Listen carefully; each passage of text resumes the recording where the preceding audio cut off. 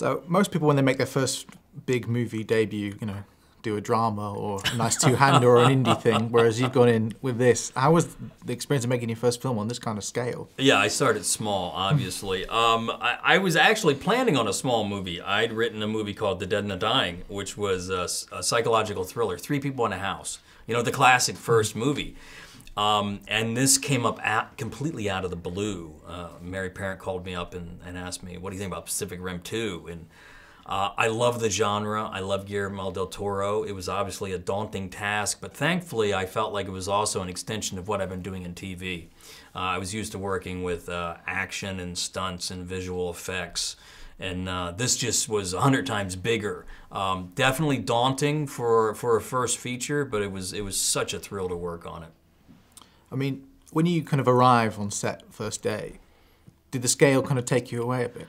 Yeah, well, thankfully, my first day, if you see the film, there is a moment when John Boyega's character is sneaking through a window into a warehouse, and that was the first thing I shot. So it wasn't a massive battle scene. I think that would have freaked me out on my first day. So I kind of got a warm-up before I had to do the really, really big stuff. Having seen the first movie, were you prepared for the size and scale of what was to come? No. A little, but it's always bigger, you know, in these big films, sometimes it's always bigger than you think. You're like, oh wow, that's you know, got 500 extras here, we're doing these huge CGI shots, and then, you know, when it all comes together, you're, wow. I mean, having watched the first Pacific Rim and this, it's one of those films where you sit back and you watch and you think, I've got no idea how you achieved that. Yeah. What was it like watching that all kind of come to life with the CGI and the After Effects? It was amazing, because you really don't know until about a year after you're finished shooting if everything actually works.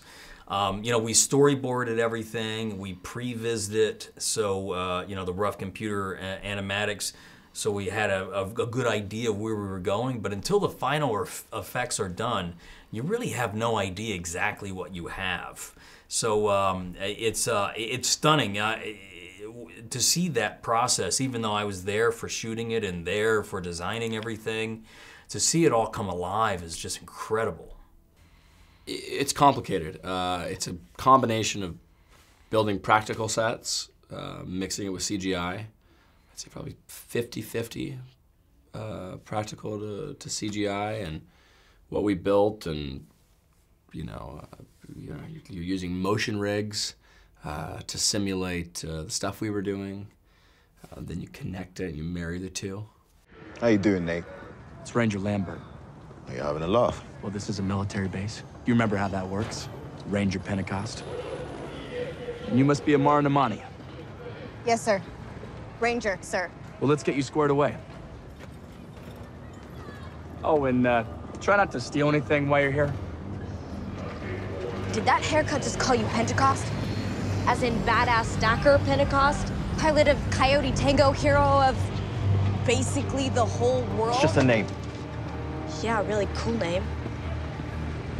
What was it about Scott Eastwood and John Boyega that made you think they were the two to kind of spearhead this new film? Well, with John Boyega's character, we really needed someone that you could buy as the son of Idris Elba, being Jake Pentecost, the son of Stacker Pentecost, and John just had everything. I'd been a fan of his since Attack the Block, and of course Finn from Star Wars. And if you spend 5 minutes talking with John, he is so warm and funny and charming. I always tell John, he's probably sick of hearing it by now, that he reminds me of a young Harrison Ford. He's like Indiana Jones and Han Solo rolled into one. And I really needed that kind of roguish spirit for that role of Jake Pentecost. And once we had John in place, I needed the counterpoint to that. And I needed someone that, as soon as you saw him, you would buy he's career military, but also had the acting chops to be able to peel back that onion and show a humor and emotion.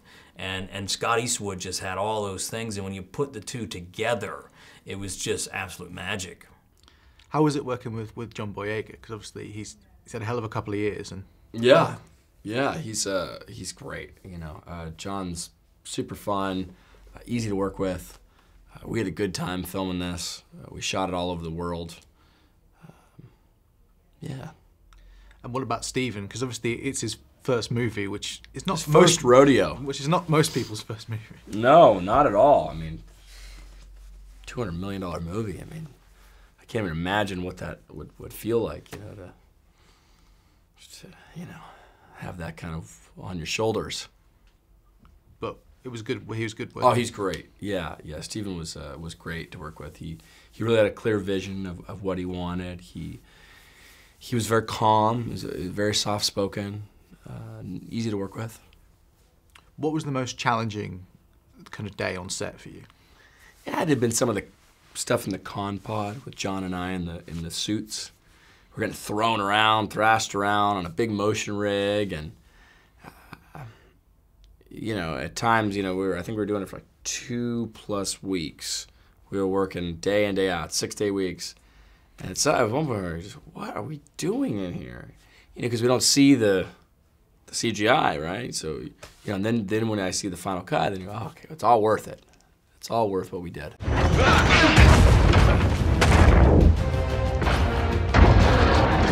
Plasma cannon!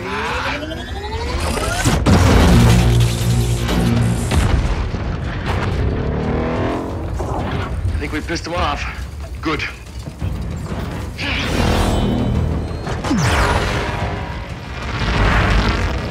You remember our old move?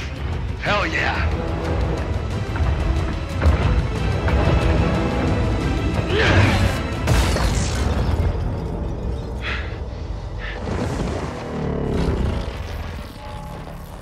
It looks hot. Go for his power core!